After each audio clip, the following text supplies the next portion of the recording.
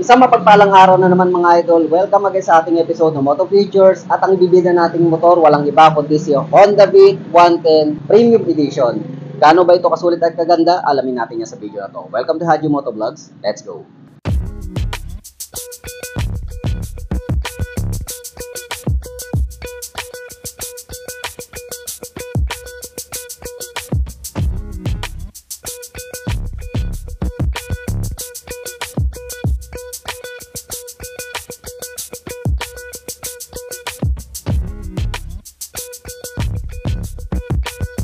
At ito na nga mga idol, ang Honda Beat 110 Premium Edition. So, i-check lang natin kung gaano ba ito kasulit at kaganda ngayon 2025. Dito nga pala tayo sa Guanson Honda Masinloc. So, meron silang Honda Beat na premium dito. Kumuha na kayo, napakamura at napakabait na mga sales staff dito. Asikasuhin kayo ng mabuti. So, unahin natin sa kanyang harapan mga idol. Makikita natin yung significant at napaka-sporty ng look nito mga idol. May mga pa-linings, no? So, ang kulay nga pala nitong premium na to is white and black. Okay, meron siyang glossy, meron siyang matte black. Okay, tapos meron siyang mga pa-carbon lodi dito mga idol. So, sa unahan ay gumagamit po siya ng LED para sa kanyang headlight. Tapos dito naman sa kanyang signal light is peanut bulb. Tapos makikita natin yung minimalistic na Beat na sticker dito or decals. So sa gilid naman makikita natin yung Honda. So napaka-premium yung design niya. Sticker din po siya mga idol. Okay? Tapos makikita natin dito yung dating version 2 na walang ganito. So pa-Batman, parang may pa-Batman siya dito. Na magko-continual dito sa kanyang front fender. Okay? So, telescopic fork po ang suspension sa kanyang unahan, disc brake, one-pot caliper na merong gold na mags. Okay? At ang sukat na gulong nito is 80/90-14. Syempre, tubeless na po siya mga idol. Papunta naman tayo sa likuran mga idol. Makikita natin na mayroong patusok na disenyo ang kanyang taillight mga idol. So, gumagamit po siya ng ordinary bulb, samantalang peanut bulb naman sa kanyang signal lights. Okay? So, nandito meron nakatouch na Honda sticker din. At nandito yung plate light niya. Then, meron po siyang reflector mga idol. Ayan. Dagdag safe sa daan. Tapos, ito yung kanyang back fender na merong naka-intact na plate holder. At pagdating naman sa kanyang suspension, gumagamit po siya ng single shock absorber. Tapos, drum brake po para sa braking system. 90/90/14 ng kanyang sukat ng gulong. Syempre, gold din yung mags niya mga idol. At syempre, tubeless po siya. Okay? Then, pagdating naman sa gilid mga idol, makikita natin walang ka-arte-arte. Meron lang doon napaka-premium na logo ng Beat. Ayan, naka-emboss po siya mga idol. So, chrome po ang kulay niya. Okay? So makikita natin dito sa portion dito is yung kanyang maliit na muffler na may cover po siya o heat guard. Okay? Na plastic po siya. Tapos design niya is meron siyang carbon lodi. Okay?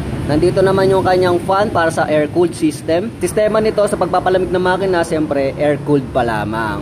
Okay lang naman kasi 110 lang siya mga idol. Then pagdating naman sa kabilang gilid mga idol, so meron pa rin siyang logo dito na Beat chrome, naka-emboss.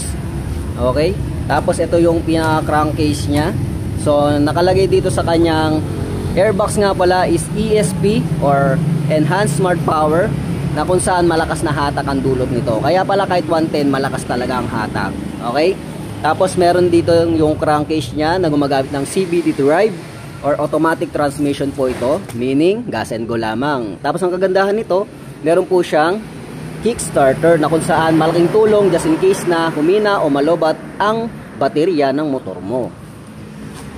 Then ang kagandahan pala nito na meron siyang kill switch mga idol or side stand kill switch na kung saan malaking tulong kung sakaling ikaw ay nagmamadali o hindi siya gagana pag nakababa. Pero gagana lang yan pag nakataas. Okay? Then pagpunta naman natin sa itaas mga idol, so ang side mirror nito gumagamit siya ng lift style or dahon, padahon. Napaka-sporty. Bagay na bagay sa motor. Okay? So pagdating naman sa kanyang panel, gumagamit siya ng mix, manual and digital mga idol. Tapos may mga indicator dito na kung saan malaking tulong sa pagpapangalaga ng yung motor. Okay? Tapos nakalagay PGM F5. So ibig sabihin, itong motor na to is fuel injection na kung saan mas matipid ito kaysa sa non F5 conditions. Okay? So pagdating sa buttons and switches naman mga idol, meron po siyang high and low, busina and turn lights. Tapos dito electric starter button. At sa controls naman mga idol, meron po siyang throttle control with brake lever sa unahan as hand grip with brake lever para sa likuran.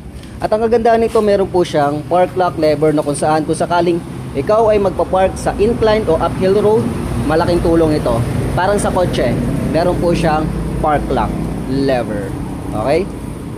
So pagdating naman sa kanyang convenient features, unahin natin yung susian. Okay? Yung susian niya is equipped ng shutter lock key na mayroong takip po siya mga idol. So safe ito sa mga magnanakaw. Okay? Tapos nandito naman yung seat opener button.